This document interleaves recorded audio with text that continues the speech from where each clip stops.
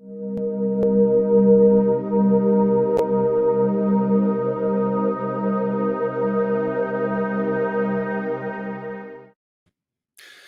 hello and welcome to a very special event that we're doing here tonight with the Alliance Against Seclusion and Restraint.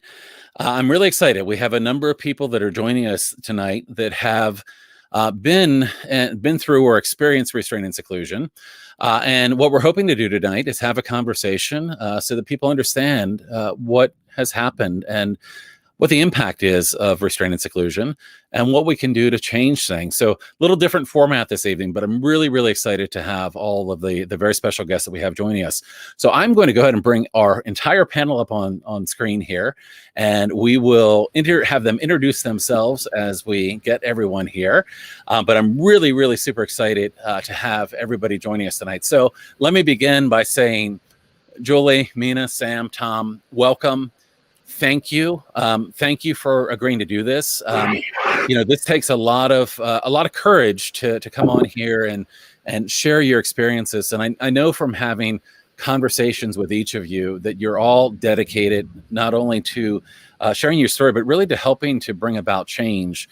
And that's so important. We were talking about this as we got started here tonight, but oftentimes when bad things happen, you're eager to move on and get away. But when things like this happen, they can lead to trauma, and that can stay with you. And, coming back and having the courage to really help bring about change so that hopefully we're able to change things for others is really commendable. And I appreciate all of you and your willingness to have this conversation tonight. I do want to let you know before we introduce the guest, this is a difficult conversation. It takes a lot of courage to come here and do this. And I want to remind all of the guests that, again, if at any point this is difficult, I don't want you to feel that if you need a break, feel free to turn your camera off, anything that might be necessary. I know this can be difficult, and I appreciate that. But again, thank you so much. So let me introduce everybody, and then we'll go through and have everybody introduce themselves in a little bit more detail. So we have with us this evening, we have Julie, Mina, Tom, and Sam coming from various parts of the country. And what we're going to do is let everybody introduce themselves briefly and tell you a little bit about who they are.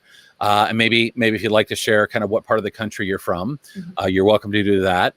And then we're going to get into sharing your stories a bit. So I'm going to start up here, Julie, with you. And I think I've probably known you the longest out of everybody here. And as I was thinking about that, it's been 3 years probably. I think you've been part of our community at the Alliance Against Seclusion and Restraint for about as long as we've been a community. And I'll never forget one of the first times that you reached out. And, you reached out and you were telling me that you wanted to do something to help influence a change. And you actually then decided to go to a Board of Education meeting and speak in front of your Board of Education where you had attended school. And I've always had so much respect and admiration for your courage to do that. So really excited to have you. So Julie, if you want to introduce yourself. Thank you so much, Guy. And yeah, that was the bravest thing I've ever done, especially considering it didn't work.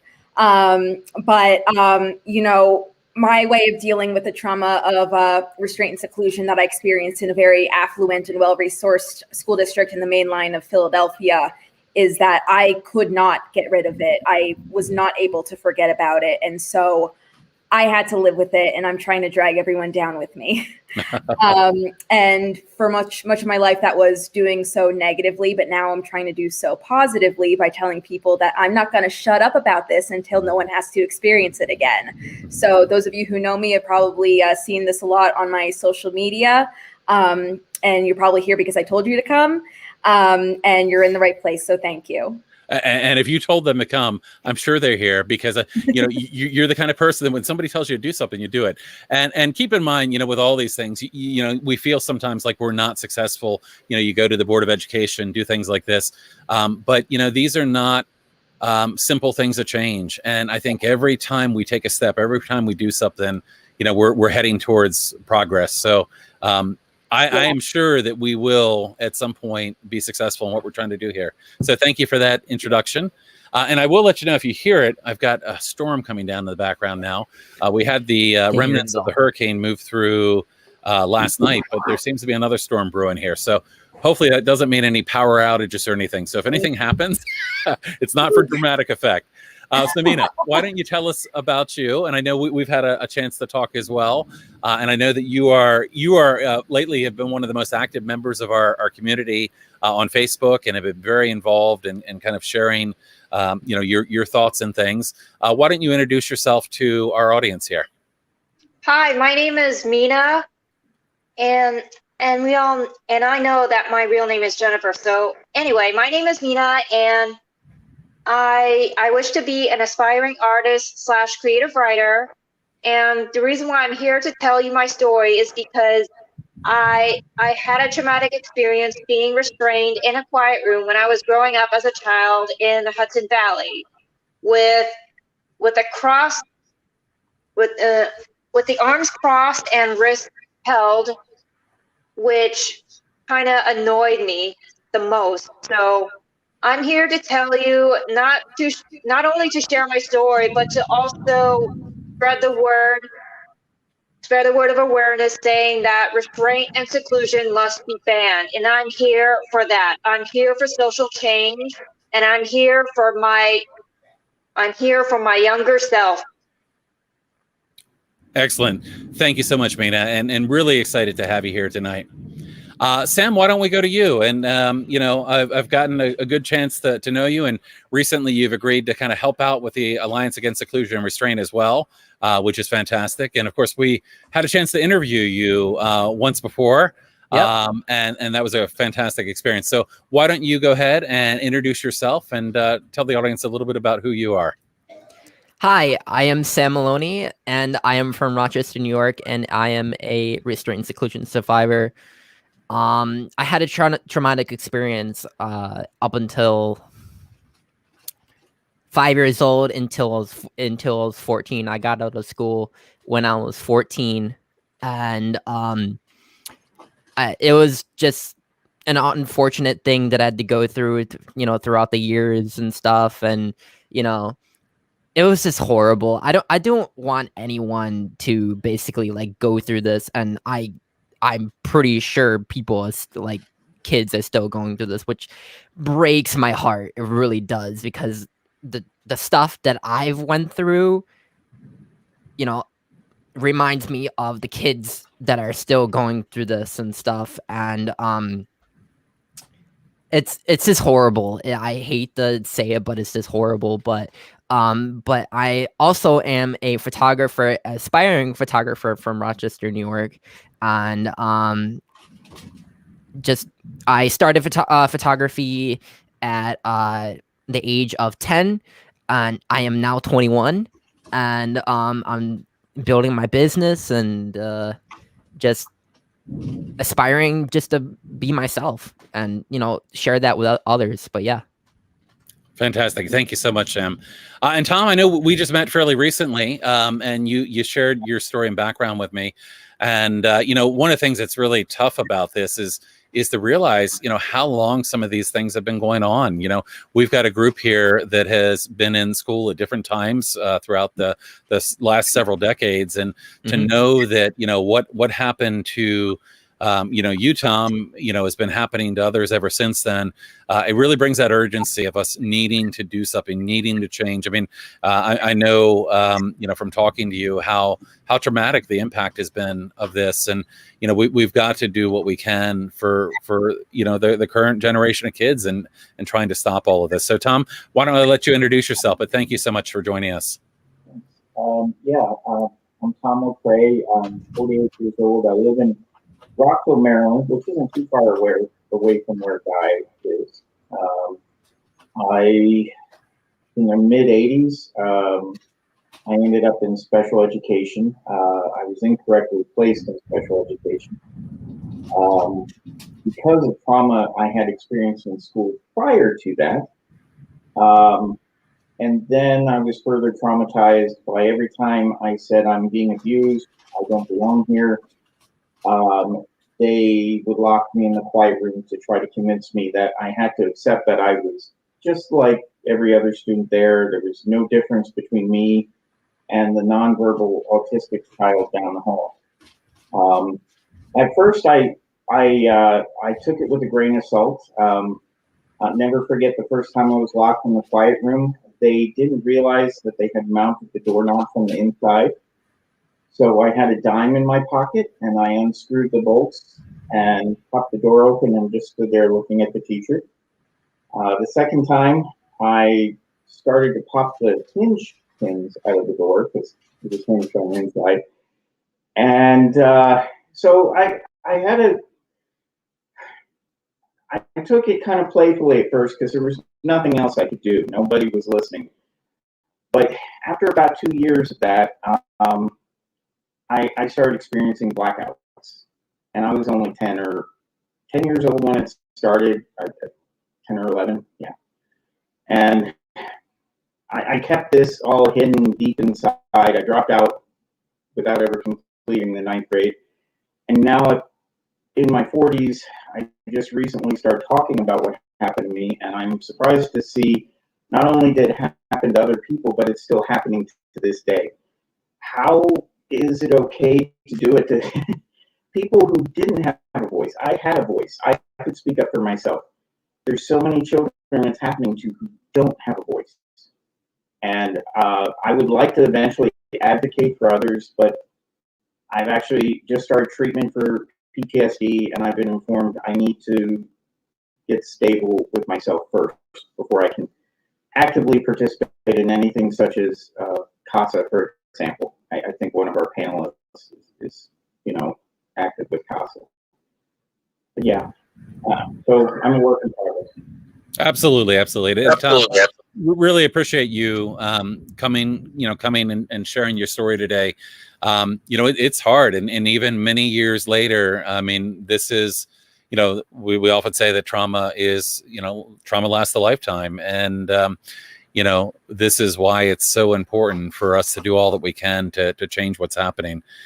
So I appreciate the round of introductions there, and I know each of you have shared a little bit about who you are, and some of you started to go into a little bit of your background with Restraint and Seclusion. I want to give you a little bit more of an opportunity to talk about your own background with Restraint and or Seclusion, and then we'll talk about some questions. We'll talk about what's coming up and what we can do to help influence change. So if I can, I'm going to ask a couple of you to kind of share more about your story, and Julie, I'm going to start with you again, if you don't mind.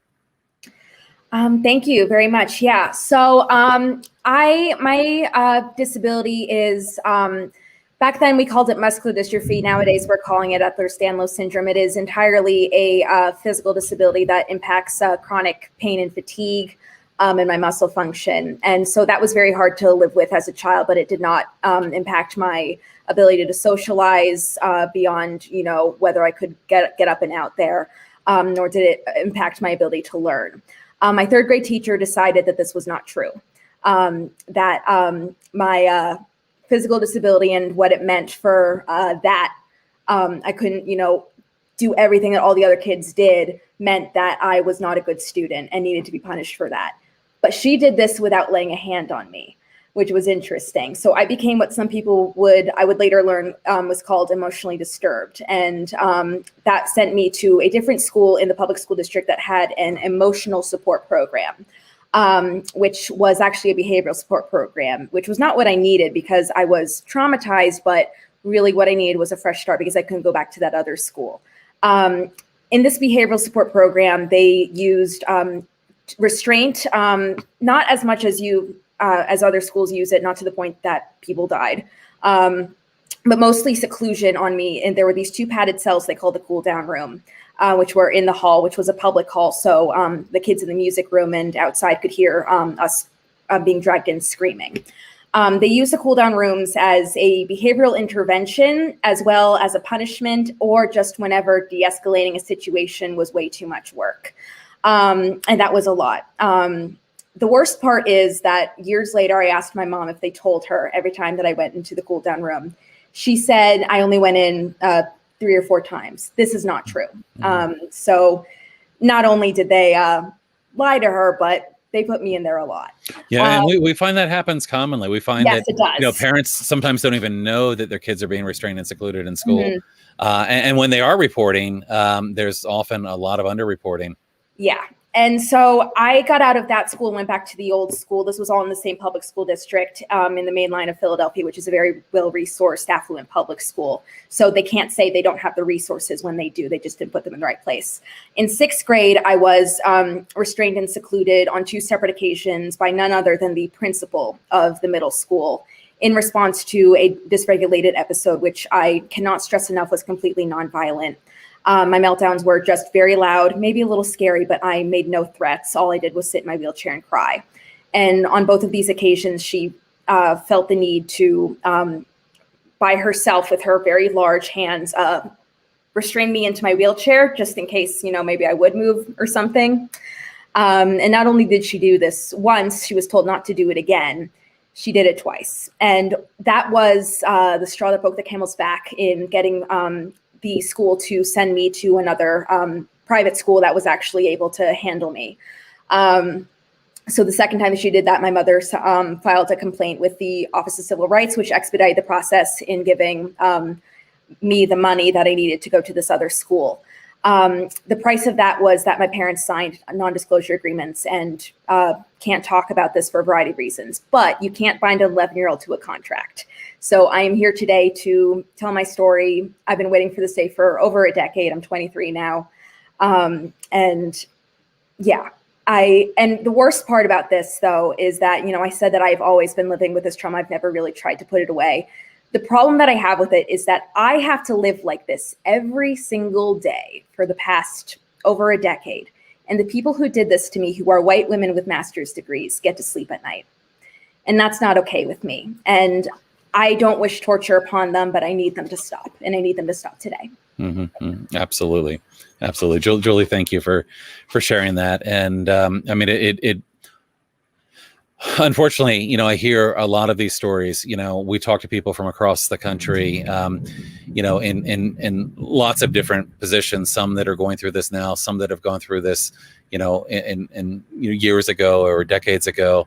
And it's heartbreaking. It's heartbreaking to realize that people were doing these things that are so incredibly harmful to children, in the name of education, in the name of help, in the name of, it's really horrendous. Yeah. And they say it's because of education. Sometimes it is, but sometimes it's because of laziness. Mm-hmm. Sometimes these white women with master's degrees from one of the richest school districts in Pennsylvania really don't feel like de-escalating and don't realize that the consequences for throwing a child by her joints and her hair and her clothes into a padded cell, the consequences for that are permanent. Mm-hmm. And I am very lucky, however, that I was not restrained in some ways that other people were, that they kept it to my wrists, because I had severe respiratory issues at that time. And if they put me in a prone position, I would have died. Mm-hmm. And maybe then they would have taken it seriously, but better late than never. Yeah. I mean, unfortunately, there have been far too many deaths related to restraint. There have been deaths related to seclusion. And despite that, there's often a hesitation to change laws. And of course, the one big problem here is that we don't have consistent law across the country. We don't have federal legislation today that addresses the use of restraint seclusion in schools. And as a result, every state has their own set of rules or laws that govern it. And, things are very uneven. And even in states that do have better laws, we still find kids being restrained and secluded when they shouldn't be. So it really is tough. Mm-hmm.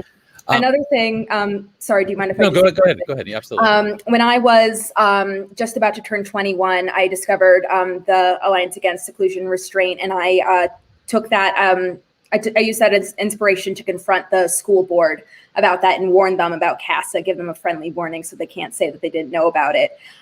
With 3/4 of a bachelor's degree in English, I researched their policies, the state policies and all that, and their policies align with what the state says. That doesn't mean anything. Right. And they don't know that.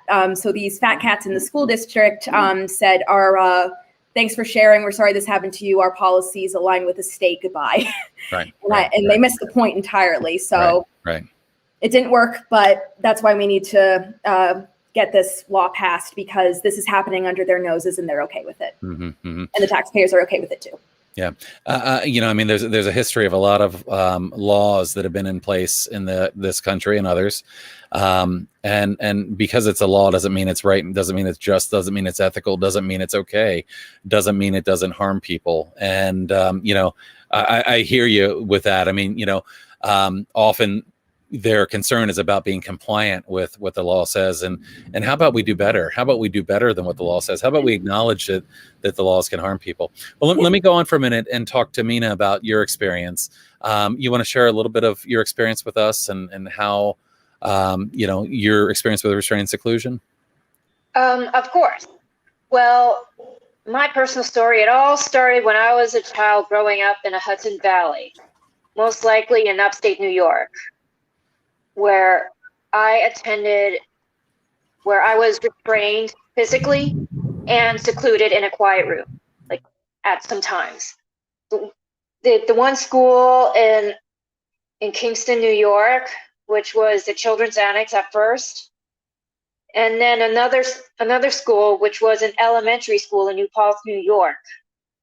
So sometimes I was physically restrained with arms crossed, wrists held, and sometimes legs restrained.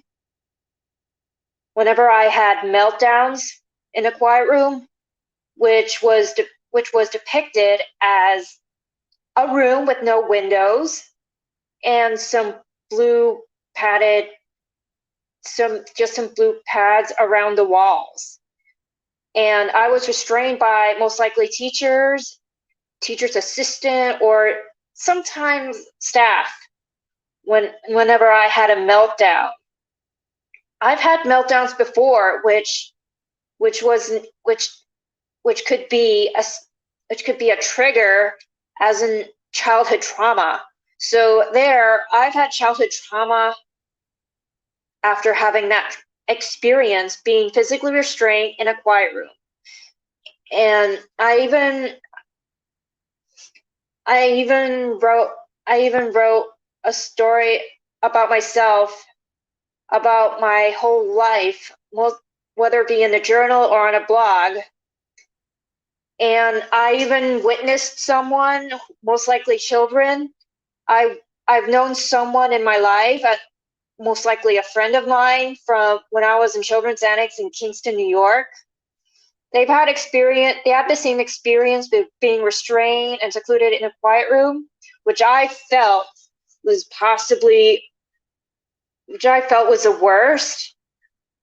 the worst case scenario when it comes to like such trauma experience. And I really wish that if I had the opportunity to share my story publicly about my own life and why I believe that restraint and seclusion should be banned, because restraint and seclusion, as in quiet rooms, make things worse for children, especially someone I know in my life in Children's Annex in Kingston, New York. I would have reminded myself that anyone who is highly responsible or held accountable for restraining me and secluding me in a quiet room should be warned and should be well aware that I'm just in it for change. So that way, if I were to voice my support in CASA, as in Keeping All Students Safe Act, I could be a voice to anyone who is comfortable sharing their stories. So that way they don't have to face the trauma, or like they don't have to face the stigma they're dealing with when it comes to society. So my dream is one day to inspire others, most likely anyone who survived restraint and seclusion, like my younger self, to like share their stories like I did, in a way to break that stigma.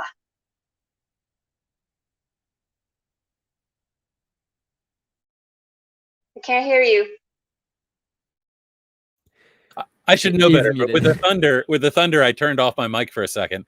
I was gonna say I should definitely know better than that. But what I wanted to say, Mina, is that you are already on that journey of inspiring people. I appreciate you being here tonight and inspiring people with your words. I know that, you're a writer as well, and we would gladly publish something from you if you want to share a written story.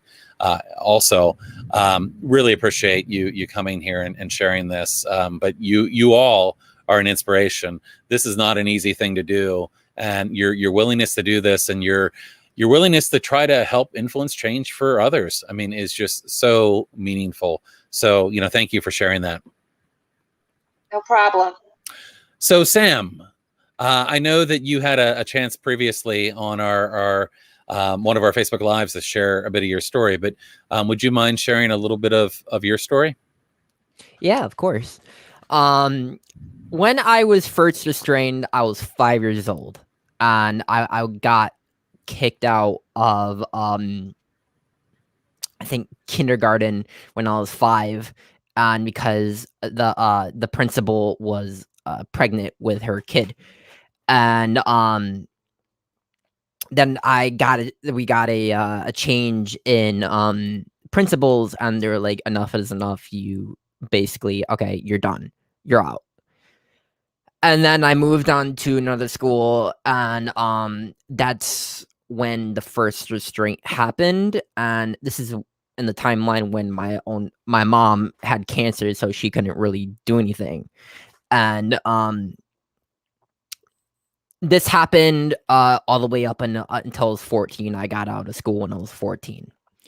And prone restraints, getting thrown in closets without any padding, was just pure concrete in the closets and stuff. No padding at all. Is on the top floor, and grabs me by my legs and my arms and just tossed me in there. I could have had a concussion and passed out and died.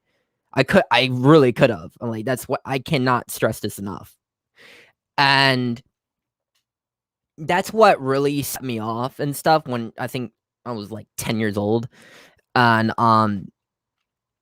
this would happen constantly, even to my fellow students and stuff that were going to schools with me. And they had these we usually had these original desks that were just not walled off. They weren't walled off to prone distractions, like prevent distractions or whatever, but they changed. One day we came into class and we basically we're like, what is this? Like, how are we being distracting? So they're like, you're just being distracting. And it's up to other students to not be able to do their homework. But that's what in my opinion, being a distraction to other students is not really a bad thing, because you're talking to your fellow students and stuff while you're doing homework and stuff. And they do this stuff to prevent you from talking to other students, and it just drives you, like it leads to like outbursts and stuff, because you're getting sick of this and you're like, okay, I'm done with this. And that led to me, I had behavioral issues and stuff when I was good thing that I worked through them and stuff over the years. I still struggle with that, when I'm doing my own work with photography. Sometimes I get frustrated with it and I have to work myself through that and stuff. And to have that childhood when I was all the way up until I was 14, when I was 5 years old, all the way up until I was 14, I still have to work with it. I'm gonna probably have to work with it my whole life. And having these trying not to have an outburst, because that reflects on my image onto other people and stuff. And most importantly, being professional with other people.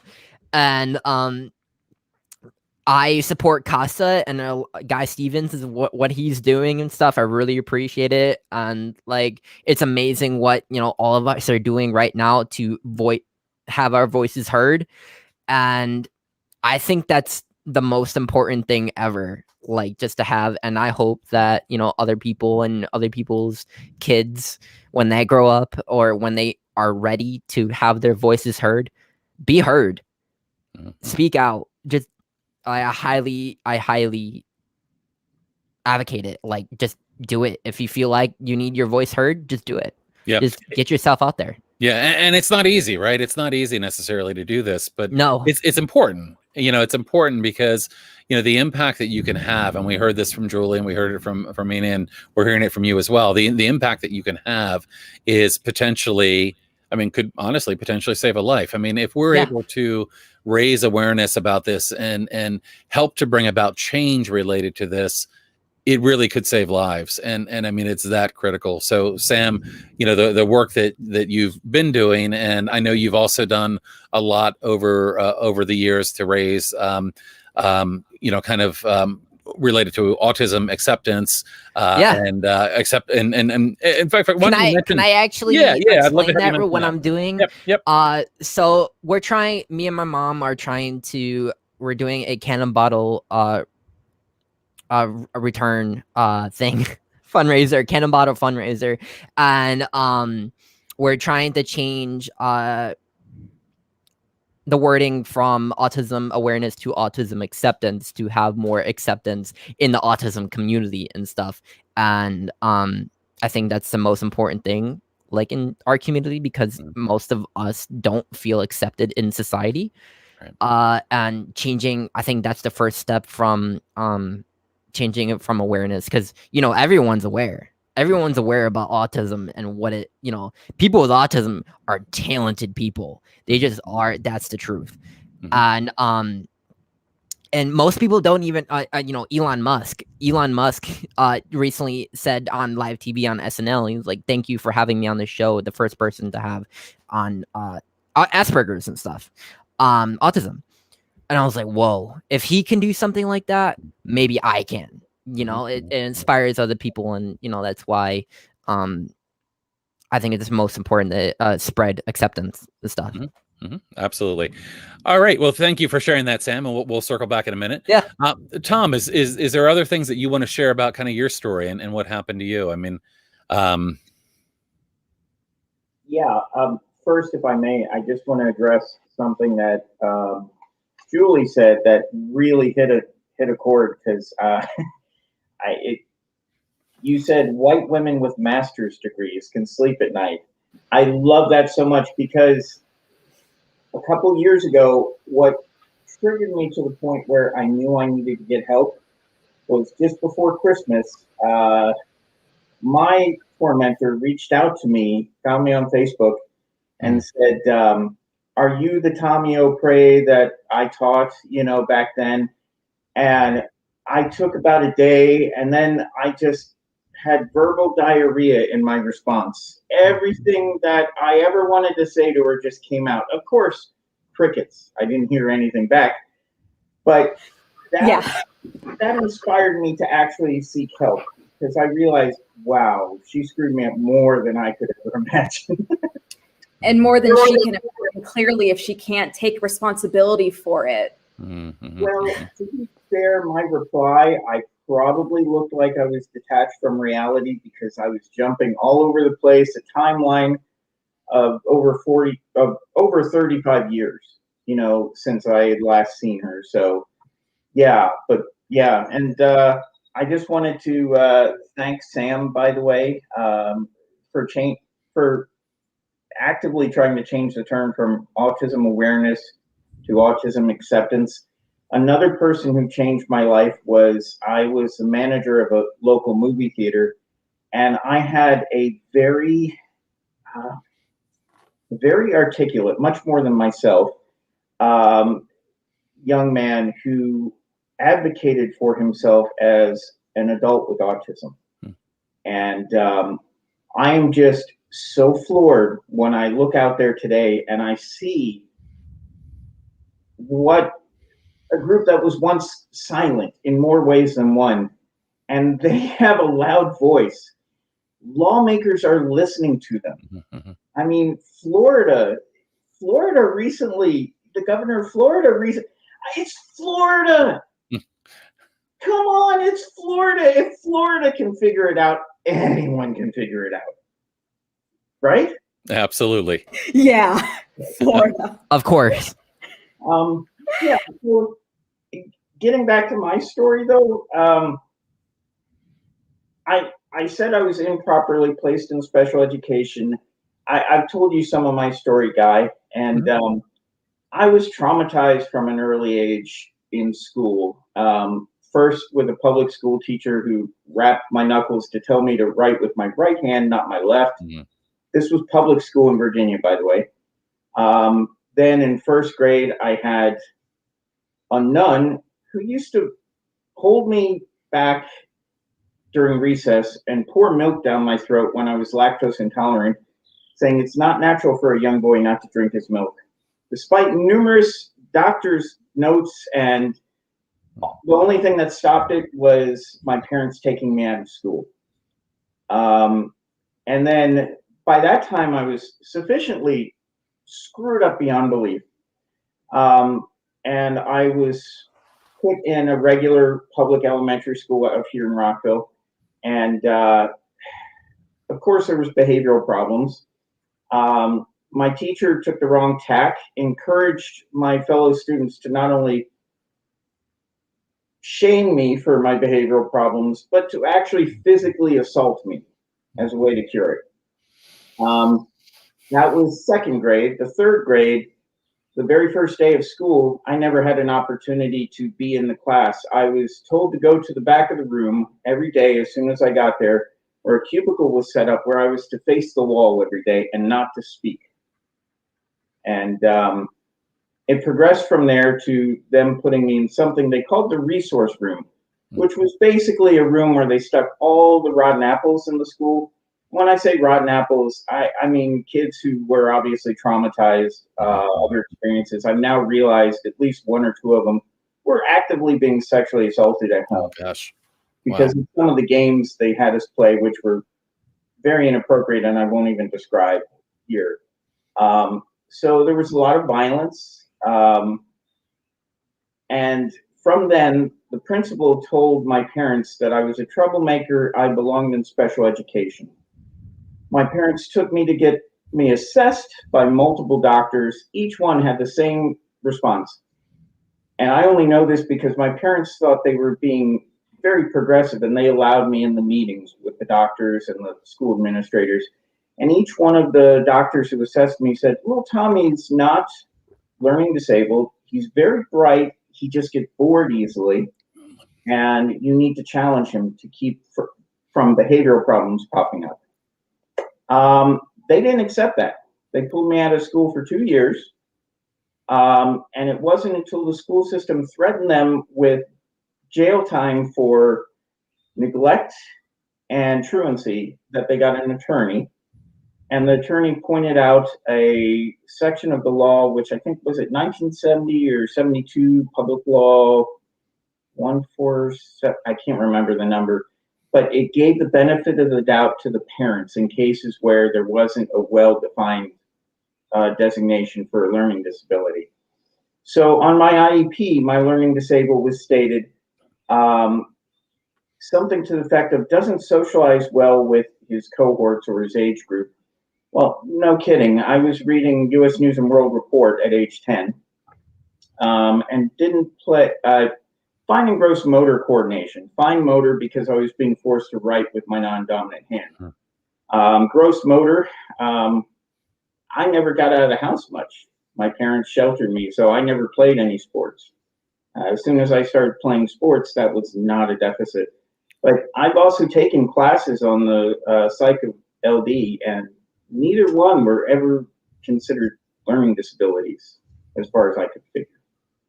So yeah, trauma precipitated behavioral problems, which had me labeled as LD, despite not having a diagnosis. And from day one, I told my teachers, I don't belong here. I'm not like these other kids. I don't belong here. And they initially would segregate me in a side office. They'd give me coloring sheets to color in, and they'd get very upset when they come back and I hadn't colored them in. And I'd say, I want real work. Teach me math. You know, I want to learn algebra. At the time, I was teaching myself chemistry with a chemistry set at home. So I needed to learn algebra. They refused to teach me, and they saw everything I refused to do as a cry for help.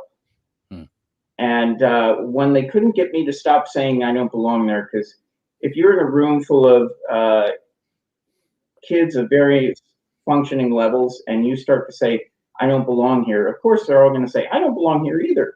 Yeah, and some of them are probably very right. I mean, oftentimes we see the kids are, especially when we look at things like emotional,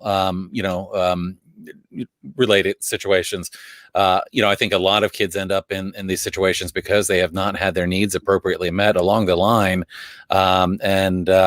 Much like you, I mean, when I talk to anybody almost universally that has had either been restrained and secluded themselves or had a child that's been restrained and secluded, the common denominator here is this is a child that has not been appropriately accommodated. This child's needs have not been met, and they've been forced into compliance rather than people that were connecting with them and being compassionate and understanding what their needs were.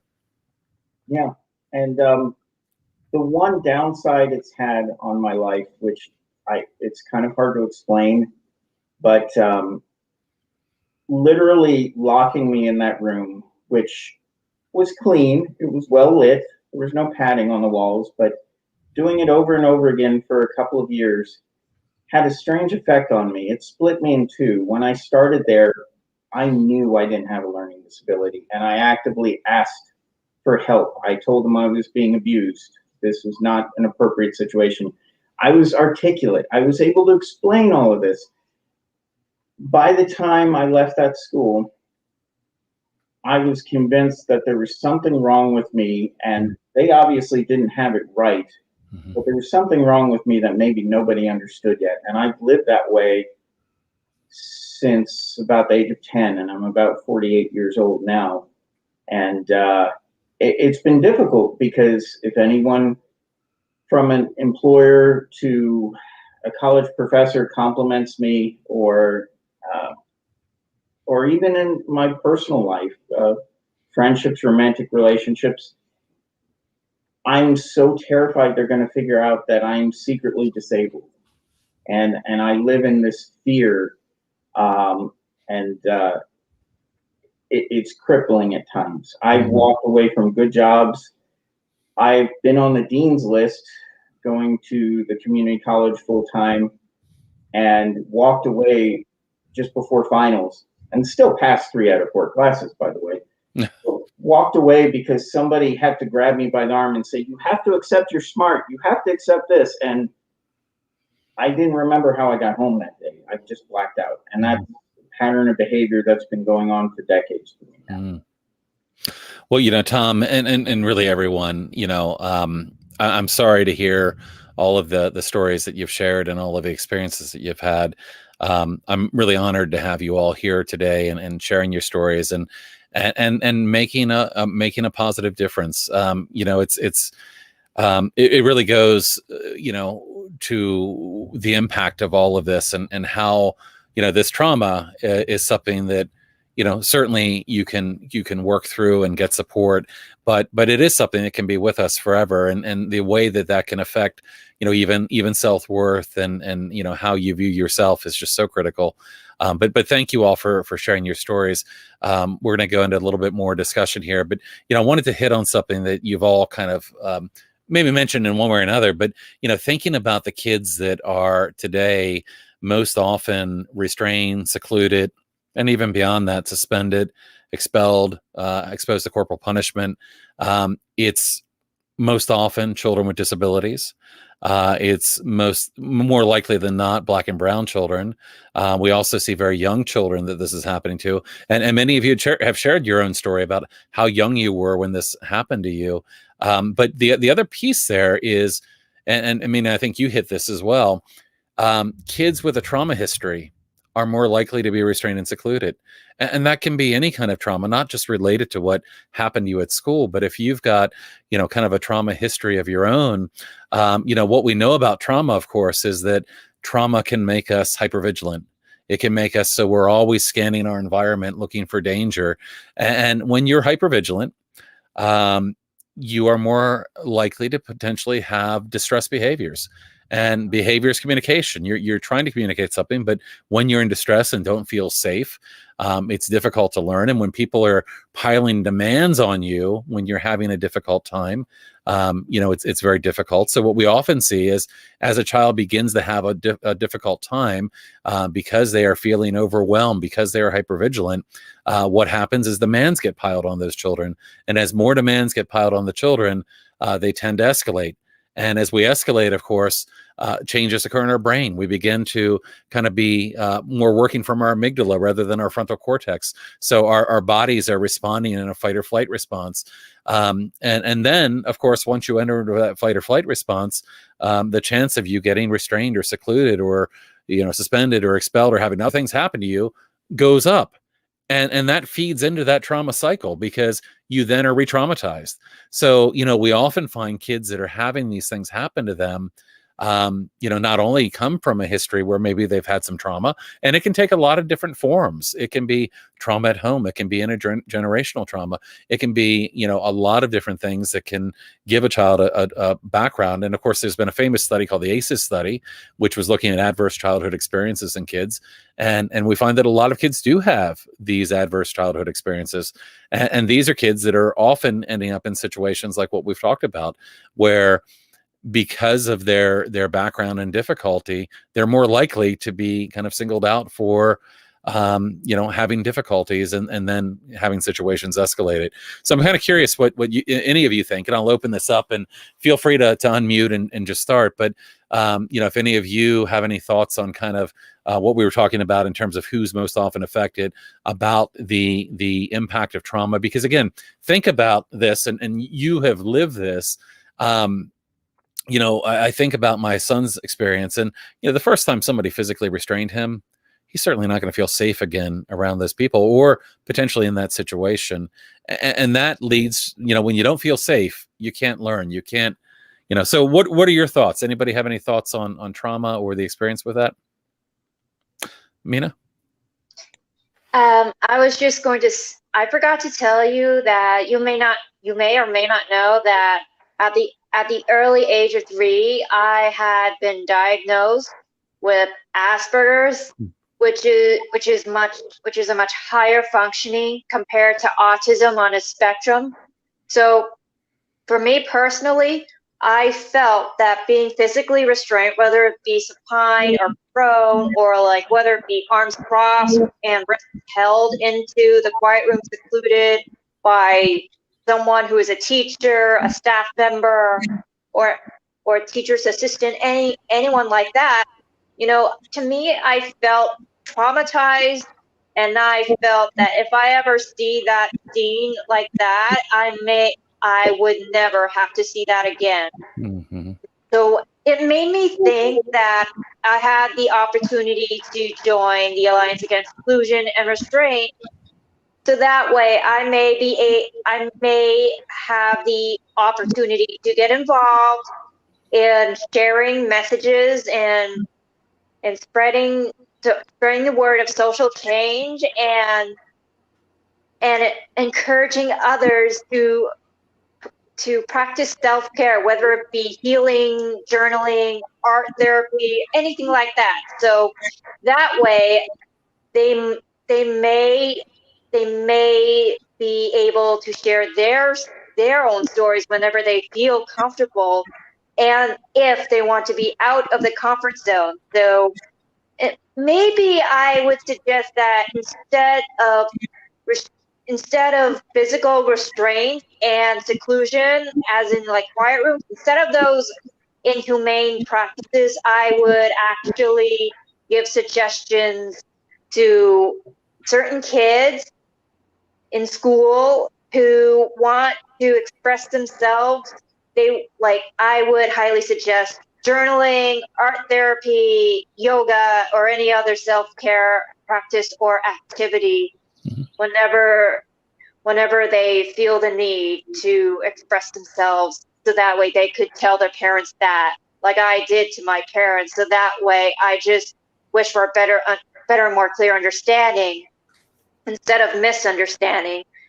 So that way, that's what I hope for. Yeah, no, and you have a number of great thoughts in there, and I just wanted to comment on kind of the you're sharing. We find, as I mentioned, that oftentimes children with disabilities, 80% of the restraints, 77% of seclusions, if you look at our Federal Department of Education's data through the Office of Civil Rights. So we know that there is a tremendous number of children with disabilities that are being restrained and secluded. And I would say to you that while, again, as we kind of have heard talking to everybody here, I mean, there are different disabilities and different children that might end up being restrained and secluded. But we certainly see a lot of children, a lot of autistic children, and I would say that they may have high support needs or they may be low support needs. We see children, for instance, that are non-speaking autistic individuals that are restrained and secluded, and there's a lot of concern there because while you may have been able to come home and say what happened to you, there's oftentimes with a non-speaking autistic individual, they may not be able to come home and say this is what happened to me, and kids come home with mysterious bruises or injuries, and there's I would say the underreporting that might happen there can be tremendous, but definitely, when you look at the intersection of disability and trauma, there's a lot of interesting things there as well. And I would put forward that, oftentimes there may be trauma related to disability. There may be trauma related, whether it's communication or there's a lot of intersection there between these things that lead to the kids that are being restrained and secluded. Julie, you look like you had. Yeah. Talking about the intersection of trauma and restraint and seclusion is that when special educators use restraint and seclusion as a behavioral intervention and find that it doesn't work, they keep using it, which defeats the purpose of special education, and you make a mockery of their education and their credentials and of their institution and of their taxpayers, if that is applicable. People restrained and secluded me while I was emotionally disturbed and suffering from post-traumatic stress disorder for an entire school year and never once considered, maybe this isn't working. Right. And I only got out alive because, I had the verbal capacity to explain what was going on, but I was absolutely certain that no one would believe me. And they were really good at not leaving marks. I got out because I started hallucinating from losing sleep. That's how I got out 3 weeks before school ended. And I have spent the past almost 14 years recovering from that. And, part of, because, I got an educational agreement to go to a different school in exchange for my parents' silence. I spent my entire youth recovering from that. And even there, it was hard for the teachers there, but they knew that, putting their hands on me wouldn't do anything. At least they were that kind of smart that they realized when they tried something and didn't work, maybe don't do that again. And, the restraint and seclusion happens everywhere. And I feel very upset that it happens in a school district as renowned and well-known and affluent as mine, because it's not for a lack of resources that they have to resort to this. White women with master's degrees. The principal in 6th grade who restrained and secluded me has a doctorate, is a doctor. It's not from a lack of resources. It's from a lack of creativity. If I were 7 years younger, I would say it was malice.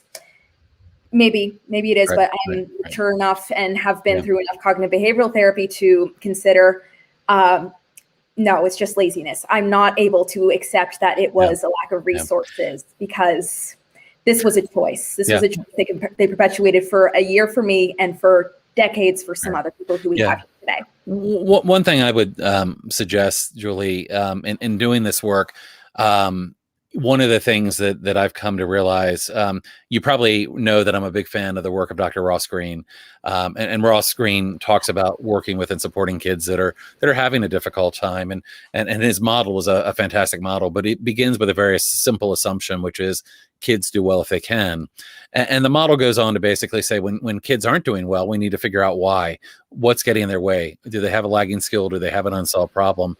One of the things that I would say, and I hear you. I think, for myself, when I began advocating, I had a lot of anger initially because of what happened to my son. And, Mhm. I had to really thoughtfully say, well, gee, how can I be effective here? And I knew the anger, although it's, still there to a degree, the anger wasn't what was going to be effective in influencing change. Mhm. So, I had to kind of get a little up, behind me. And I know you have had your own journey related to that Yeah. as well.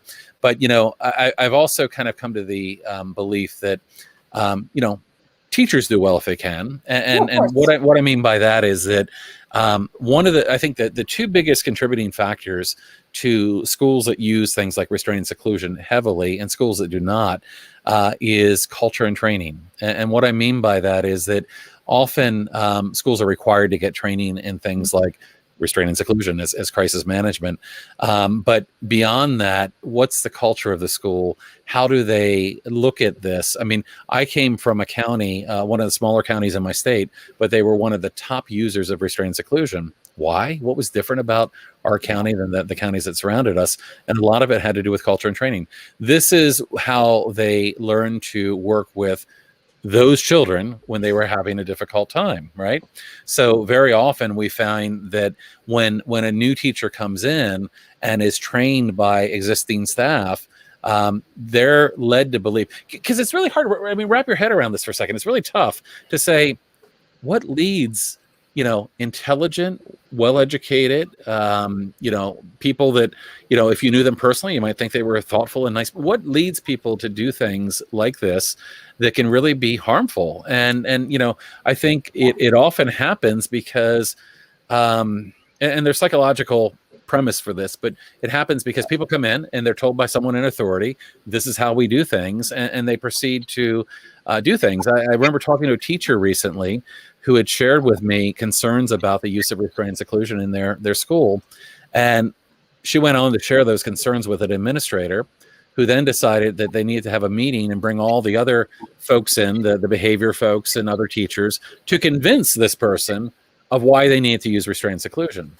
And there was a comment that she shared with me about how one of the other teachers looked at her and said, it took me a while to do this. It took me about a year to wrap my head around doing this. If it takes you to a year to rationalize doing something like that, yeah, exactly. Your face says it all. Jim Jones, anyone? Yeah. Well, but that's what happens. You get these cultures where people normalize, and unfortunately, we, and although this isn't strictly something that happens to children with disabilities, the numbers are really telling. Oftentimes, I think there's a dehumanization of people with disabilities that somehow are different or lesser, and somehow that flips a switch to allow people to do things that they may not imagine doing to another individual. And it's hard. I struggle with this. I mean, I think that, I want to believe that most people are good and most people given the right, but there are probably some, and unfortunately your stories, echo this. There's probably some really bad players out there too. Yeah, and I've studied the work of Stanley Milgram and Philip Zimbardo, known for the Milgram shock experiment and the prison experiment, respectively. I've studied them for many years, trying to figure it out, and that is how I was able to consider, not accept, that this was a lack of initiative instead of malice. Right. And maybe it is the culture, but what I will say about affluent schools like mine, who actively sweep disabled children that they traumatize under the rug by giving their parents hush money to send them to another school while it's necessary and legally their responsibility. What I will say about them is that the culture is wasting their money, sweeping students under the rug and uplifting kids who would be fine anywhere else as well. And yes, the situation did allow for that, but they cannot call themselves one of the finest school districts in the United States if they do this, because the United Nations considers it torture. Can I point something, if I may? I actually, go ahead, Tom. Sorry. No, go ahead, Sam. Go ahead. So I was gonna reply to Jennifer, Mina earlier, and I was, my mom advocated for this, defined outlooks for people, either with disability or trauma, and find creative ways, always think outside the box. And just find something that's good for your kid if they either have trauma or they went through the school and stuff, and like find creative ways to do stuff and get them out into the community, and like maybe they can tell their story that way or something like that, and like get yourself out there and stuff. Yeah, and Sam, you've lived that, and I know Yeah. know your mother as well. I've had an opportunity to meet your mom, Yeah. and I think about your photography or your your autism acceptance work that you've been doing, really just amazing things. And you're right. I mean, I believe that everybody has really really amazing and special things about them that but they need an opportunity. People need an opportunity to be able to shine. And, while people are being, held down, that doesn't happen. And, I think one of the things that always comes back to me is the importance of relationship. And, in terms of recovering from trauma. And that certainly has been, I think, a really strong point for you, is having that support from your mom and finding those things. And other people in my family too. And, fortunately, I have a teacher, also a brother-in-law that's teaching me Photoshop and, going to all these events. Like, Julie, I actually was going to say that you live in Philadelphia. My sister also lives in Philadelphia. The art industry there is absolutely amazing because my brother-in-law is a graphic designer, and he went to, before it was called Jefferson University, he went to Philly U before it was called that. And amazing. And like it was just having the outlook for art on either writing or any sorts of like stuff that your kid is interested in, or anybody's kid, just do the stuff that they want to do, and it will make their lives so much better. And plus that will maybe lead into another form of education too. And it's like magic if you it's give like them magic. a chance. Yeah, if you give them a chance, like if they can, precisely. Yeah. It's not like that it's really they just can't giving do them a stuff chance. that they can't do. They can achieve anything if they put their minds to it. Yeah. Right, great. Tom, I know you had something to say, and before you say it, I have to give you a call out in public now. I mentioned to you earlier, but that amazing shirt you have on, that Alliance Against Seclusion and Restraint shirt. So there you go. There you go. That looks great. Perfect. Appreciate it. So what did you want to comment on, Tom? I just wanted to point out, whereas your story highlighted that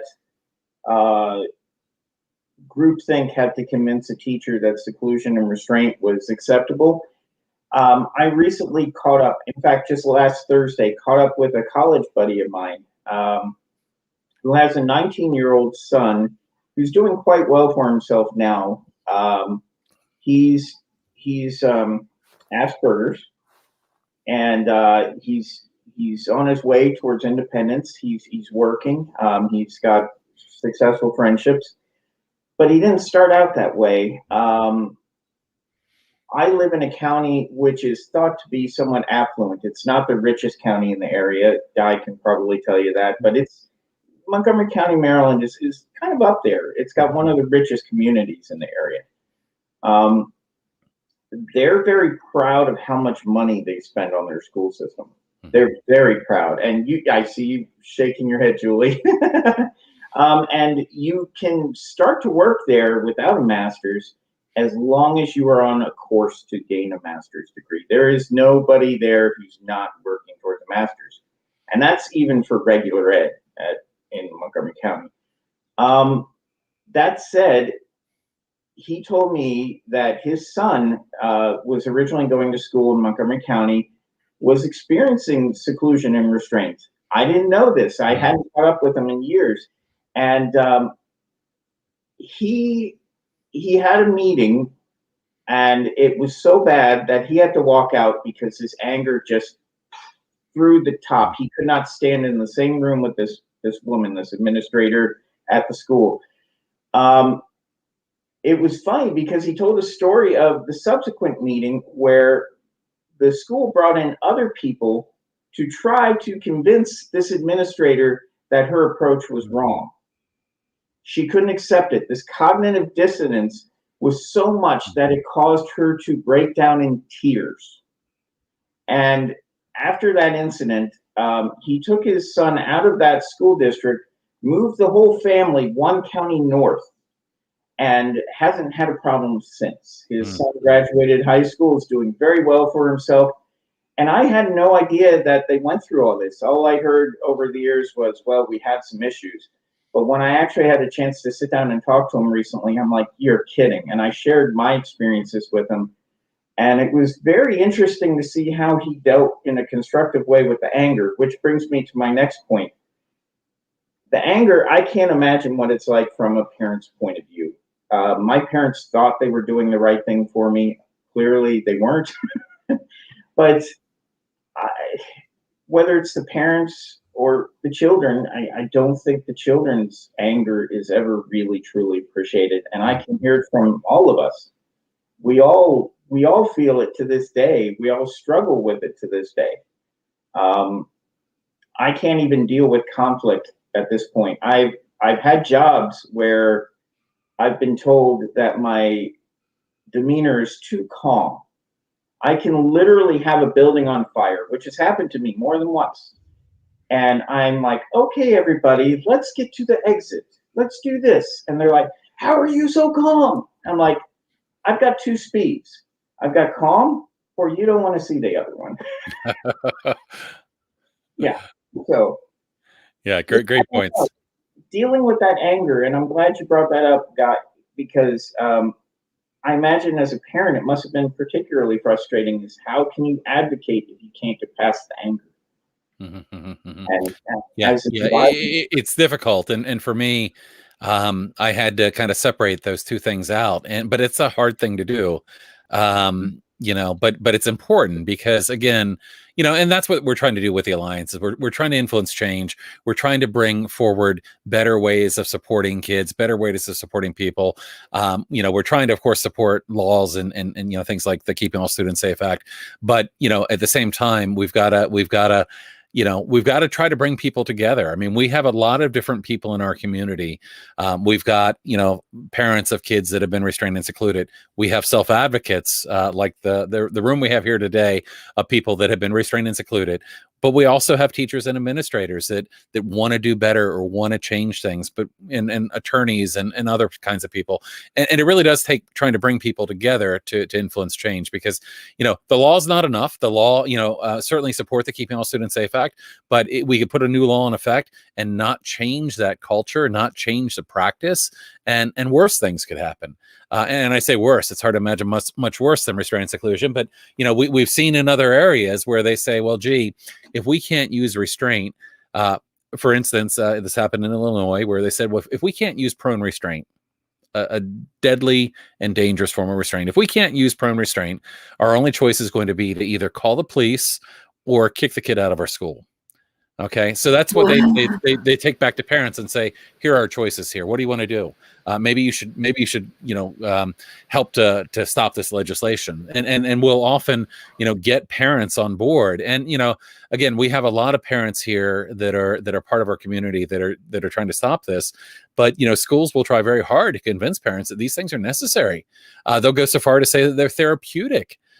So kids are sometimes being restrained and secluded, and parents are led to believe that not only are they necessary, they're beneficial. And that's really tough. We've seen, in fact, I shared a story just recently, a really terrible story, but there's a school up in Massachusetts that uses shock treatments on children, where they will actually shock them if their behavior expectations are not being met. They were stopped from doing this by the FDA, and now a court has reversed that and is allowing them to shock kids. Only school in the country that does something like this. But there are families and parents that have children that attend that school that have been led to believe that it is necessary. And it's absolutely amazing. Julie, I know you've got a lot of appreciation for the science, but a lot of the science that's in our schools has not evolved in decades. And a lot of the approaches being taken are steeped in classical behaviorism that was developed around working with pigeons and rats. And it's about manipulating behavior, not trying to help people that are having a difficult time. So it is a little bit disheartening to see that many of those things are still being done in schools. But let's change gears for a minute, and I want to ask you, Yeah, somebody just said state-sponsored child abuse, and I've said Taxpayer before, funded. yeah. Well, and I've said before that at its best, restraint and seclusion are misguided, outdated crisis management approaches. At its worst, it becomes state-sponsored child abuse. And it's got to change. We've got to do better. But I want to ask you all to think about a question now. We've got a lot of we've got, like I said, we've got parents, we've got individuals, we've got educators. What I'd like to hear from you is what have you done to try to work through some of this trauma? And what advice might you have for a parent of a child that has gone through this type of experience? And we can start. Okay, Julie. 13 years of cognitive behavioral therapy. I'd like to give a shout out to my therapist who is either watching right now or later. This right here is a 23-year-old woman with a driver's license, a bachelor's degree, having graduated cum laude, and is halfway done with a master's degree. And this is only because I got out in time and because I had therapy. So parents, I don't care what your religion says. I don't care what your grandma says. I don't care what your mom says. Send your kids straight to therapy right now, because that is how you are going to get them back. And make sure that their therapist is a good one. And if they don't like going to therapy, it's time to get a new therapist. It's very important that their therapist is a good one. But with all trauma, I do believe in the power of therapy. But with all things, it is a lot of trial and error. And I was lucky to have the best therapist possible the first time. So I didn't have to go around places and start all over and over and over again. And the other thing that was really helpful was getting out of the situation to a place that would not restrain and seclude me. And I talked to some people who shared their stories, and it just didn't register with my very cosmopolitan brain that not everyone has that option. There's not a school 45 minutes away that can take their kid and not restrain, seclude them. Whether or not the school district itself will pay it or not, it just doesn't exist, which is why we need legislation so that will spark a cultural change and make schools realize, oh, now we have to. Yeah, so what I will say is therapy. I can't really tell you what kind cognitive behavioral works for me, but there is some controversy over it. It worked for me. Find what's best, but just, be very proactive and support your kid throughout the way. And I'm going to take a stab in the dark, but I'm going to make a assumption here that the therapist and the relationship with the therapist probably had a lot to do with the success. Yep, it was all relationship. I mean, I know all of her tricks. She knows all of mine. And so, there's no getting past each other, but we're not at a deadlock. Just, I say something and I just anticipate what she's going to say. And then she says it and I'm like, oh, never mind. Okay. Yeah. So mental health, as Mina has said, is very important. And, it is something that you should prioritize. And that is something that parents should encourage their children to prioritize by modeling it. Because as a parent, I know that this is secondary trauma and it makes people angry, it makes people scared. And my parents have dealt with it by blocking it out and forgetting about it and not talking about it, which doesn't work for me. But you all need to recover from this as a family, because it is something that happened to your family, not just to your kid. It happened to you too. And, it's important for parents who weren't put in a chokehold not to play the victim. It's important that they don't do that, but it is important that they take care of themselves and show their child that they need to take care of themselves too, and they can. Fantastic. Other thoughts on things that you might suggest to a parent or somebody that's going through this? Sam? What I was gonna say was try to find, like I said earlier, try to find creative ways. And like Julie said, yeah, just get a therapist. And even though Julie said, I'm so glad that it worked out in your favor and stuff. It's awesome. If it doesn't work the first time, just keep trying. Don't give up. If it doesn't work the first time, it doesn't, that doesn't happen for everyone. In my instance, that didn't happen for me. And try to find something that interests them and think outside the box. That's all I can suggest, to be totally honest. Okay, great. Mina or Tom, did you have anything to add to that? Mina? Yes. Sorry. I was just sorry. Let me start off with self-reflection. And what self-reflection means is that like anyone who goes through hell must reflect on themselves, especially in the past, so that they can just learn from their mistakes, learn from their past, making sure that anyone will never make the same mistakes ever again. So I've heard a lot about therapists, like trying to find a therapist for what Julius mentioned. So for the advice to anyone, whether it be parents, children, teachers, I would highly suggest or encourage writing a journal on their own, individually, so that they will know what it's like to cope with all the trauma they have gone through most of their lives. So the reason why I have a journal with me, in case if I want to express myself, is because I deserve to be heard, and every voice of a child or their parent or teacher deserve to be heard. So that way people would understand more clearly about the trauma people have gone through. Mm-hmm. That's all That's about great. it. Okay, super. Tom, did you have anything to add? I'm rather new in the process. I did try over the last maybe 5 years to find a therapist, and I will say this: it's not always easy. So yeah, I have to agree with everybody. Journaling is a good way. You need to get in touch. You need to reflect on what happened to you. You were asking about how the parents should respond. I think Julie made a very good point, is get the kids in therapy early.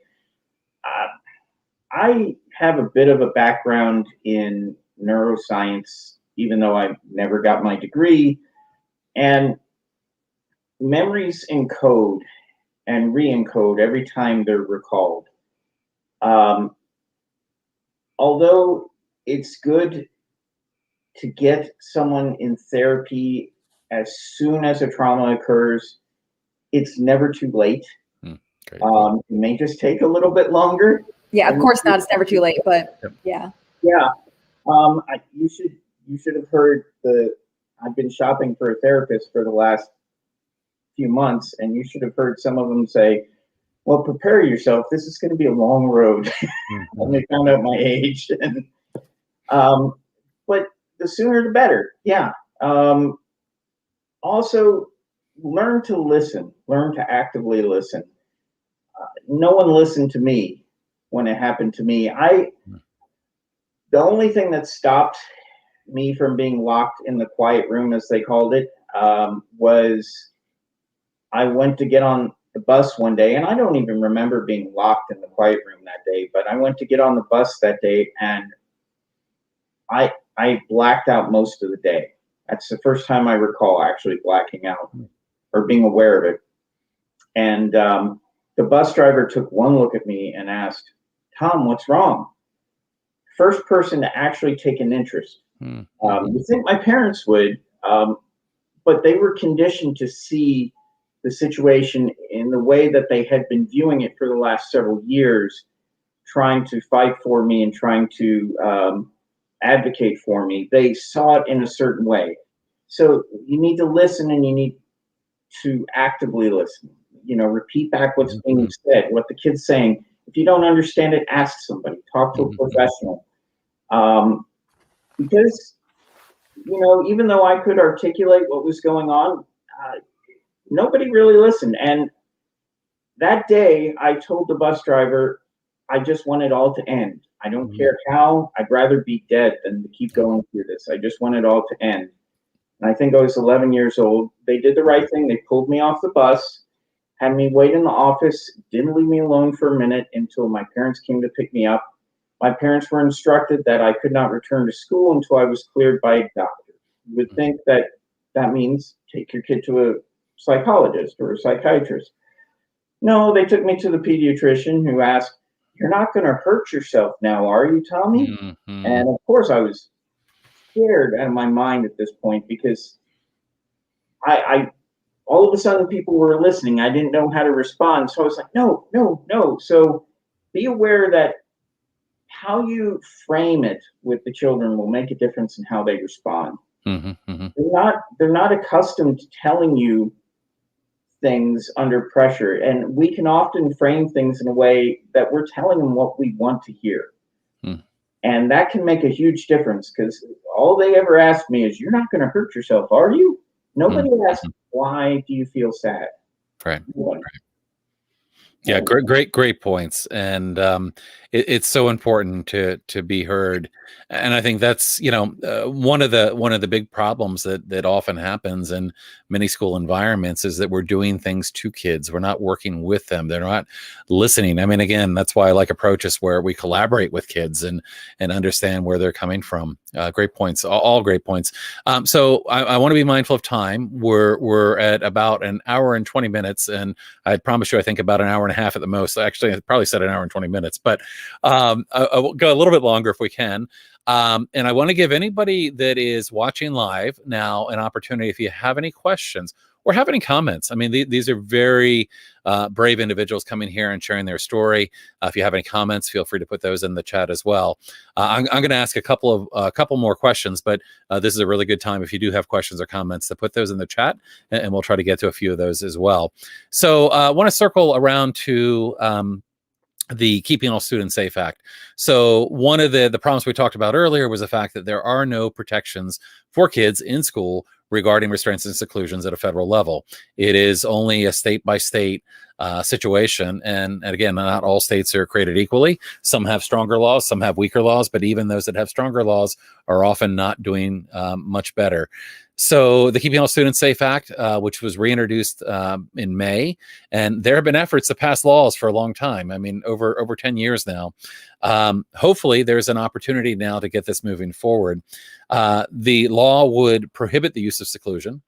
It would prohibit prone and supine restraint. It would add in, training requirements and to help people to get different ways of working with, supporting with kids. It is not the end of the answer here, but it is certainly a step in the right direction, and a very strong step in the right direction. Let's take this as an opportunity. And Julie, I'll start with you, just because I'm going around in a circle and it's hard for me to break a pattern.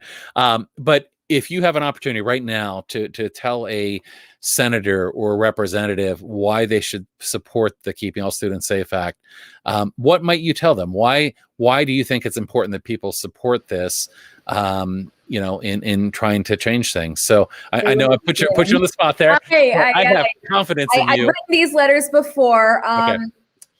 Too many kids have died. Kids die, and they die. Their deaths are taxpayer funded, and that's not okay. And I don't understand why that's okay with some people, especially senators who are also taxpayer funded. And what I will say, one flaw that some in the comments did point out about CASA is that it will still allow it for extremely what is perceived to be, what did they say?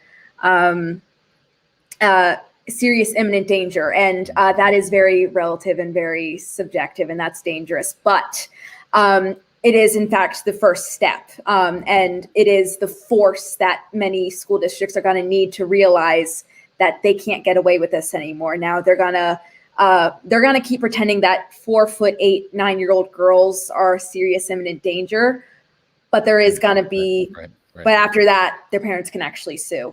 Mm-hmm. And so I would say to senators and representatives that we need this law, and we need it now, because right now those children have no rights. Mm-hmm. And those children are American citizens. Their parents are taxpayers, and they're going to be taxpayers too if they live to see the day. Mm-hmm. Yeah, that's great. And I do want to revisit, this thought of imminent serious physical harm. That's a standard that we have here in Maryland. And when I first began advocating around this, people would say, well, what's imminent serious physical harm mean? The truth is it does have a definition, and the definition follows along with the definition of serious bodily injury. It is a life or death situation. It is not a kick, a bruise, a bite, a scratch. It is a life or death situation. Now, unfortunately, I live in a state that, of course, has that in our law, and yet my son was once secluded for splashing water. Not a life or death situation. So you're absolutely right that Mickey Marinelli brought this up in her comment here as well, that every restraint her son was due to serious imminent harm. I would ask if that really was a life or death situation.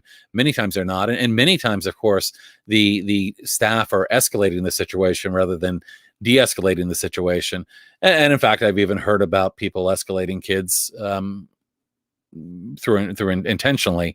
But again, even pushing another kid was serious imminent danger. I would disagree. Now, Mickey, I'm disagreeing with you on the idea that it shouldn't be considered imminent serious physical harm. That really should be a life or death standard. And I think that that's another issue that we would have even with CASA now. It certainly is a step in the right direction, but we need to be very clear. This is not something that should be done, any form of restraint. And of course, I believe that all seclusion should go away, which CASA would hopefully do. I believe that the majority of restraint should go away as well. I would like to see a restraint-free world in terms of school. I do think we could get there, but at the same time, I understand the concern around really, truly a life or death situation. And if my child this is what you hear commonly, well, what if a child's going to jump in front of traffic? Well, absolutely. I want you to wrap your arms around that child and protect their life. That shouldn't require restraint training. That should require sense, So anyway, but you're absolutely right about that. Mina, what do you think? What would you want to tell a lawmaker about why they should support the Keeping All Students Safe Act? Good question. So if I were to reach out to the U.S. senators and U.S. representatives, I would say this.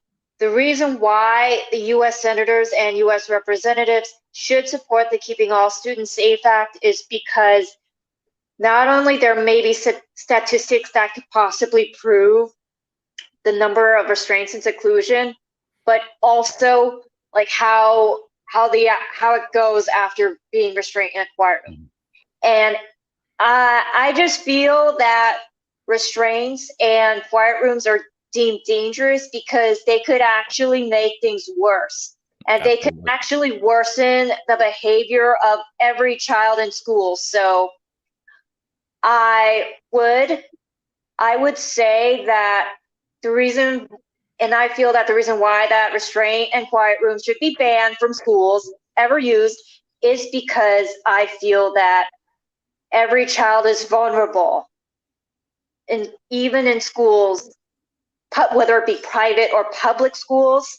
So I feel that every child who is vulnerable has the right to speak up and share their story and share their story not only with their parents, but also to the U.S. to the U.S. senators and U.S. representatives whenever they feel possible, like getting out of their comfort zone, whenever they feel comfortable speaking up. And I feel that speaking up, whether it be through journaling or by voice, to be heard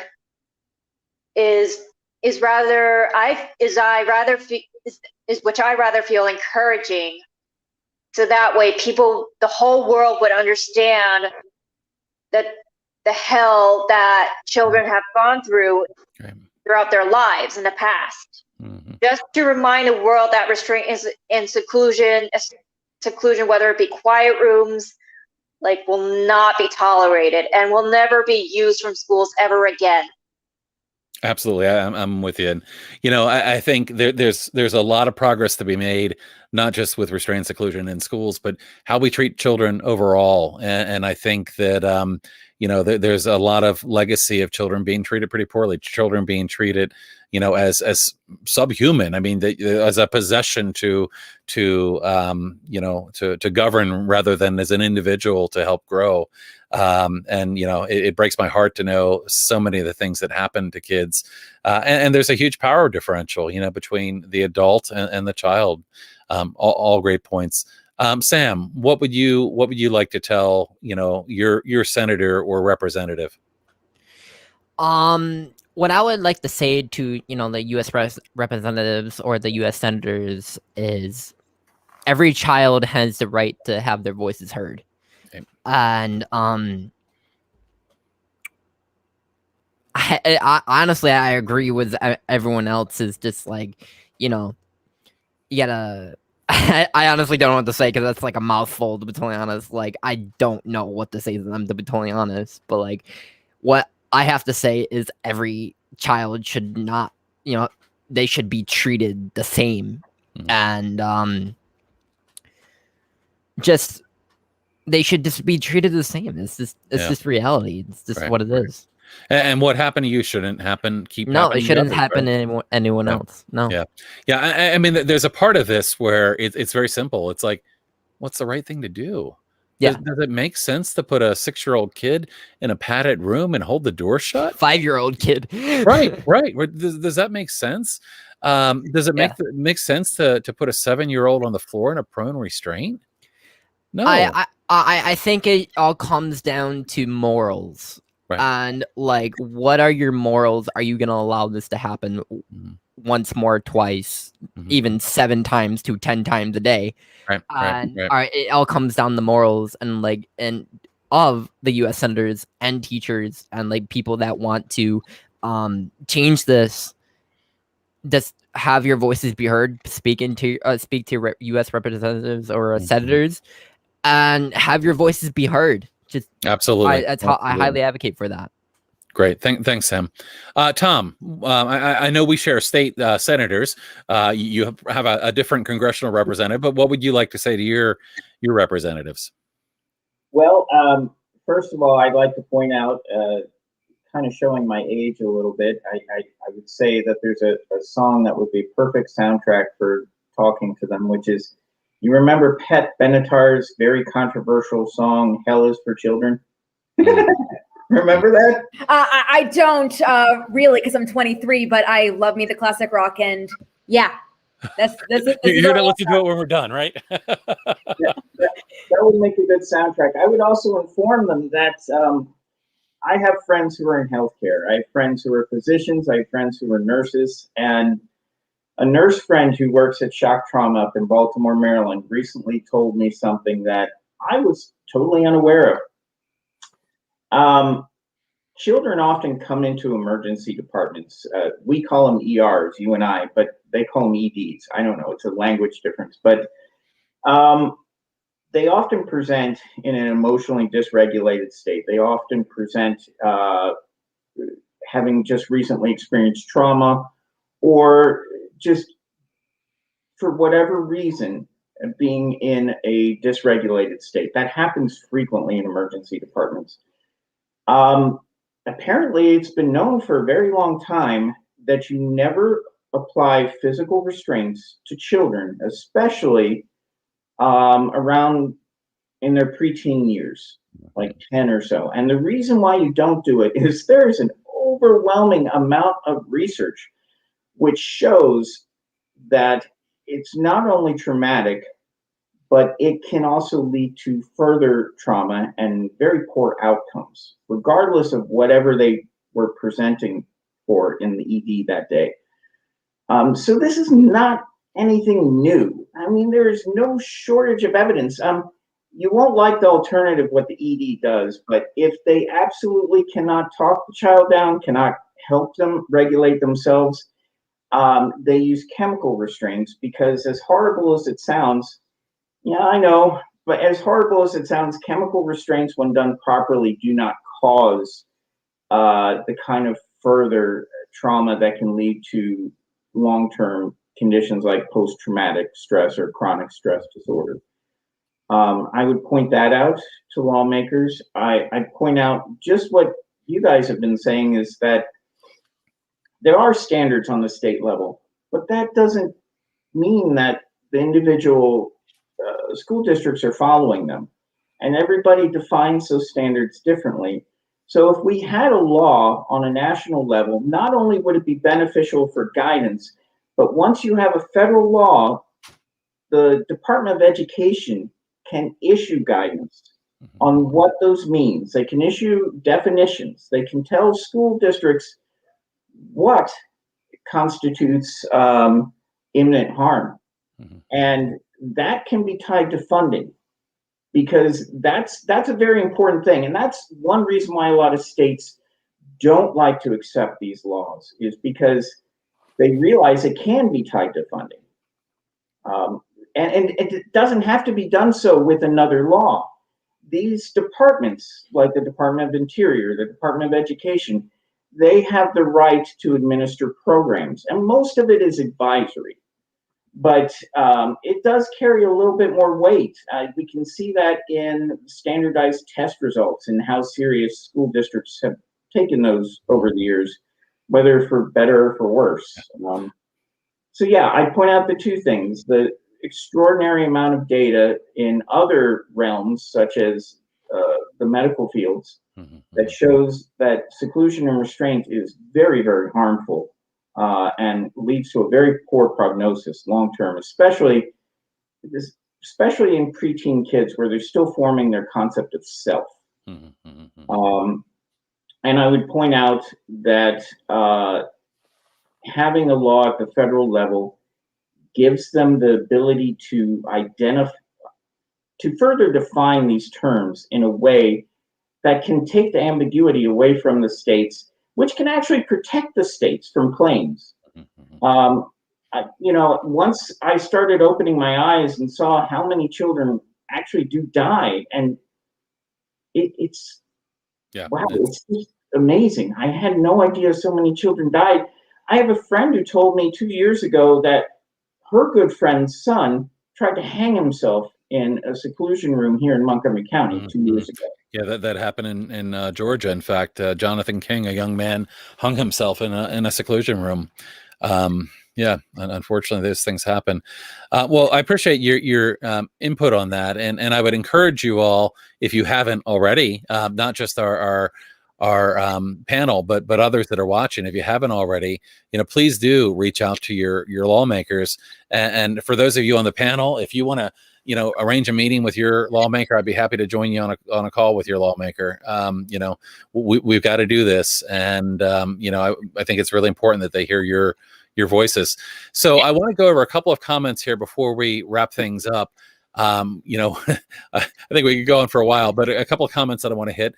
One we have here from Mona Delahook, and Dr. Mona Delahook is a amazing child psychologist that wrote a book called Beyond Behaviors, which sits right behind me here and is luckily within reach. Beyond Behaviors is a fantastic book that really addresses, how do we better support kids? How do we move beyond just looking at the behaviors to understanding the problems and where behavior is coming from? Really amazing work. In fact, I was fortunate enough to attend a live event with her recently, a masterclass that she offered. Just amazing. But she said, "Thank you for sharing your stories. You are all the true experts. And as a provider, I value every word that you speak." Thank you. And I can assure you that absolutely. Thank you so much. Yeah, absolutely. Let's see what else we have here. So Chantel said, "Thank you for sharing. I'm sorry for the difficult things that you have all endured, but I hope this is healing in some way for you as well." And as do I. I mean, it's such an honor to have you all join us here tonight. And I hope that, that there is a sense of healing and power in what you're doing. What you're doing in this time is influencing change. Your voices and your stories are being heard. And thank you so much for doing that. Another thank you. Thank you, Julie, Jennifer, Tom, and Sam. Your sharing is powerful, and surely changes will follow in small and big ways. Thank you. Somebody else was sharing their experience of having their 7-year-old restrained on several occasions this year. last time Restrained put marks on. And we certainly see a lot of that. Also, an interesting comment here from Darlene, and great point, that a lot of restraint and seclusion comes from ableism. She talks about how her sister works as a para, says she couldn't function without it. However, everyone that I know that supports restraint and seclusion has an authoritarian tendencies. Yeah. And it's the same problem that is happening in many schools, and I say many because there are certainly schools that do an amazing job and really are supportive of kids, but we often see the compliance-based approaches, whether it's in schools or in law enforcement, and what are the issues that leads to? It leads to restraint, it leads to seclusion, it leads to people dying, and sometimes it's all for nothing. I mean, it's minor power struggles that turn into death, and it's horrendous. Let's see what else we have here. Another thing I'm sorry, Guy, I'd like to say about restraint and seclusion coming from ableism, authoritarian tendencies, and fear of people with disabilities is that a lot of people are associating restraint and seclusion in special ed. Tom and I were both misplaced in a special ed situation that, even still was doing it way wrong. So not only was it wrong for us, but they were doing it wrong for everyone. And so with my issue was my third grade teacher had a very wrong idea in her head about what disability was for me. She and everyone else after that treated me like I had a disability that everyone told them that I didn't have, and they didn't listen. And so that is ableism for you. And that's why we need to make this great big block before they keep doing this. Because once they know that they can't restrain and seclude anymore, maybe they can figure out why. Absolutely. A couple of nice comments here. Another thank you from Mickey Marinelli. Another great comment here. Thank you for all your bravery. You're making this world safer for people like my son. And absolutely, I think that there is power in what you're doing here tonight and sharing your stories. And I want to thank you. Thank you all so much for doing this. But before we wrap up, I just want to give you kind of an opportunity to have a last word. Was there anything that you didn't get to say tonight that you'd like to say, or anything else? And Jolie, I know you're still thinking, because I know you're thinking face by now. It's so great to be able to see you. Okay, I'll come back to you. How about Tom? Do you have any final words? Just that I'm very grateful for everyone having a voice now. Like I said, when I went through this, the only other people I knew who went through this were nonverbal autistic, and I even had a chance to run into one of them when I managed the movie theater. His parents had taken out of his group home to go to a movie for the day. That was their day. And I walked up to him, and he was somewhat verbal when I knew him before, but as an adult in his mid-40s, he was no longer verbal, which is really bad. I walked up to him, and knowing that he wouldn't reply, I still said, "Great to see you, Phil, and it's Tom." And I talked to him just as I talked to any old friend, and his parents were so puzzled, and they looked at me quizzically, and I said, "Yeah, I was in class with your son," and their eyes just bugged out. And that was interesting. That was very interesting. So I'm glad people have a voice, and I hope one day when I get my own head straight, I can be a voice for others. That's great. Thank you, Tom. And when I it's really isolating to go through this. When I started the Alliance, one of the reasons I started it was because I wanted people to know that we're going through this, that they weren't alone. And that they could do things to affect change. I used to always say, I'm just the dad, I'm just the dad, that this happened to us and my son. And we do have a lot of power to influence change. And I look at all of your faces, and I'm so glad to have you involved in this, because I think you all have that power to make change. But it really sometimes, Tom, is just helpful in the beginning to know that there's other people that understand what you've been through. Other people that have shared that experience, even though we certainly would wish it upon nobody else. It's so reassuring to know that others understand what we've been through, and I appreciate that. Thank you. 35 years, I had no idea. I thought the only other people who had experienced it were like my nonverbal classmates. Mm-hmm. Yeah, unfortunately, non-speaking, autistics are very commonly subjected to this, and we know that even kids that are able to share their experience might not, for a number of reasons. Kids don't want to come home and say, "Guess what? I got thrown in the naughty room," or "Guess what? I got thrown into." Yeah, I see, Julie. Yeah, or sometimes kids assume. Kids think, "Well, you're my parent. You know everything that happens. The teacher probably called you and told you." Kids assume that parents know everything, so there's a lot of reasons why parents might not know, even beyond children that are unable to speak and share what happened. A lot of kids that can might not, because they're ashamed. It affects their own self-esteem. Sam, any final thoughts you want to share? Well, I would like to thank you all and everyone in this live stream. What we are doing right now and making our voices heard and stuff, I think it's a really, really important thing to have that,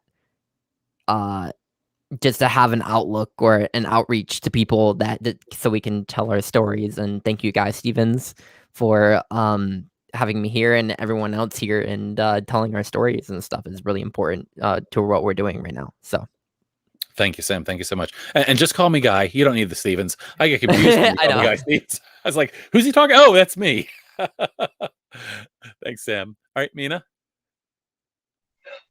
I just want to say thank you to you, Guy, the Alliance Against Seclusion and Restraint, and to everyone who is here today, or should I say tonight, for having this entire conversation. And I'm just really glad that I am not alone anymore. I've heard anyone had go through the same hell as I did in the past. So I just want to again, appreciate you getting involved into this conversation, and just in it for social change, and what needs to be done for a better future, so that way no one will ever have to go through the same hell over and over again, such as trauma itself. Mm-hmm. Yeah, that's great. Thank you so much. And just to let you know too, this is of course being recorded, and will be available on our Facebook page, on our YouTube channel. We'll actually even make the audio available on audio podcasts. So not only you, but anybody out there listening, I would encourage you to share it with others. We want to share this wide, and get people to realize why this is so important. So this will live on past the night, and hopefully we'll get lots of people hearing this message. Julie, so Yeah. we're back to you. It's good that it's recorded, because I told a lot of people that they need to come, and they said that they're hoping that they'll be able to watch it later. So they will. Good. Absolutely. And yeah, I just want to repeat what everyone just said, that I am so grateful to have this opportunity. So grateful that I'm not the only one. So grateful for Guy who started this, for having me here. And I feel like I've been waiting for this day for over 13 years. I've been waiting for this day. And with all things, better late than never. But with this bill, better never than at all. Mm-hmm. So Absolutely. Let's pass this bill, and let's stop restraining and secluding kids, and stop killing them, and stop ruining their lives. Thank you. Absolutely. Thank you so much, Julie. And Julie, Jennifer, Mina, Tom, and Sam, I just want to say again, thank you so much for doing this tonight. Thank you so much for opening up and sharing your stories, and going out there to make a difference. I do want to let you know again, if you want to have a meeting with your congressman's office or senator's office, I'd be happy to join any of you for that meeting.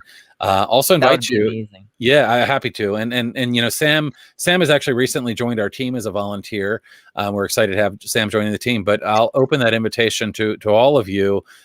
Julie, Mina, Tom, if you're interested in helping out, shoot me an email and we'll figure out a way.